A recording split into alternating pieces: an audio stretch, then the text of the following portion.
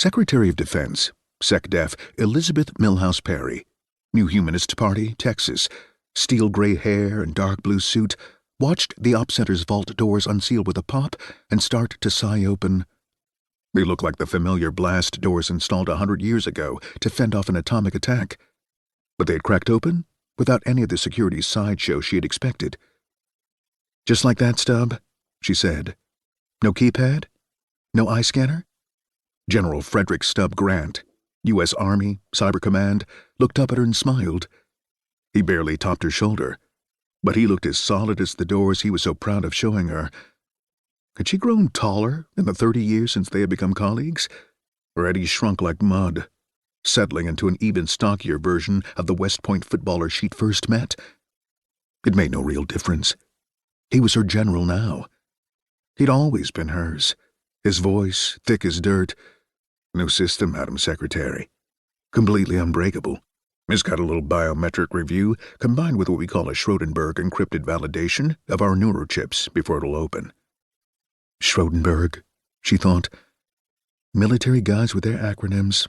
What nonsense. A code constructed from Schrödinger's cat, laid over the Heisenberg uncertainty principle.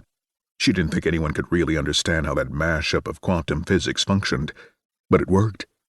In this cave, they were as safe from cyber attack as the 2,000 feet of granite overhead had made Cheyenne Mountain safe from nuclear attack in her grandfather's day. "Look, Stubby, I hope this isn't going to take too long. Hiram Stork said I had to see what you've been doing with all our money, but I don't have time for a dog and pony show." "Really? Stork? Why is the Assistant Secretary of Defense for Special Operations worried about Cyber Command's funding?" "Don't be stupid, Stubb. He wants to use the system to support the Spec Ops mission." Perry didn't add that Stork was also worried about losing his own funding if this thing really worked as well as Grant said it did. The vault thunked fully open. "Don't worry, Madam Secretary. You'll like this. And it's perfect for integration into the Special Operations guys' jobs." Stubb pushed through the lightweight interior door and swept her into a darkened, nearly empty room. Perry had expected the usual buzz of reports between intelligence personnel, near-term planners, future planners, and the operators themselves.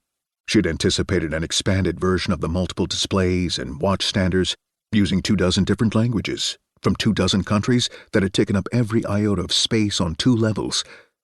She had known it well, first as a member of the House Intelligence Committee, then as chairwoman of the Senate Armed Services Committee, and now as Secretary of Defense.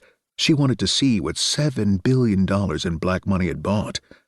But this? The Op Center breathed a quiet sigh of restrained ventilation in an empty space under muted lighting. The heavy door shut behind them with a hiss and the click of a bolt closing.